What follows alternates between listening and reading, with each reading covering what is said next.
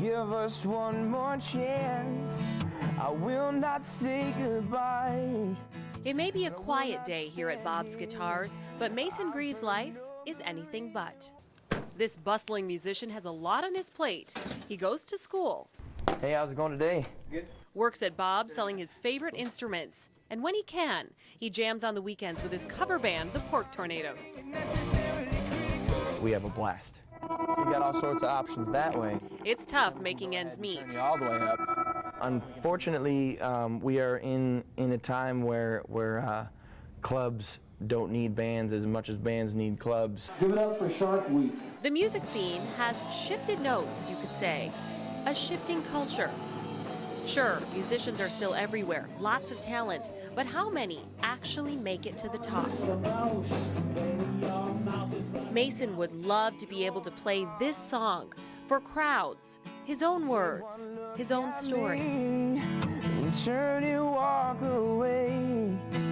But artists playing original music and sustaining a living from it are few and far between.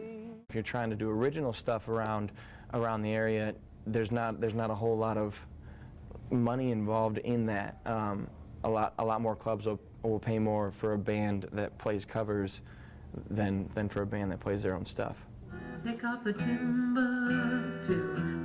It's something Tom Tapman has seen as well. I love what I do here. 16 years on the board at Catamount Recording Studios, mixing music. Oh, it's my life. Business is steady, but the change is evident. When there was a strong professional musician scene, colleges, high schools, ballrooms all did hired bands on a regular basis. That's all gone now. Few are those musicians able to sustain a living on just music alone. In actual dollars, not adjusted for inflation, bands make about or less what we did in the 70s. But the situation is not just a one-hit wonder, a harsh reality, but not impossible.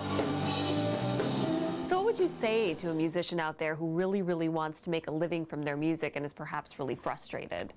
Write original music, record it really well, and try to get a recording contract, and that's a deal where many are called and few are chosen, but that is a way to do it. Back at Bob's Guitars, Mason is getting ready for his workday. He tells us he'll never give up playing music. To an ordinary day. It's in his blood. And though he may never win a Grammy or earn millions doing what he loves, he's content, strumming away, knowing the voice that matters most is his own. I'm Natasha Chugtai, Iowa's News Channel 7. It was an ordinary day.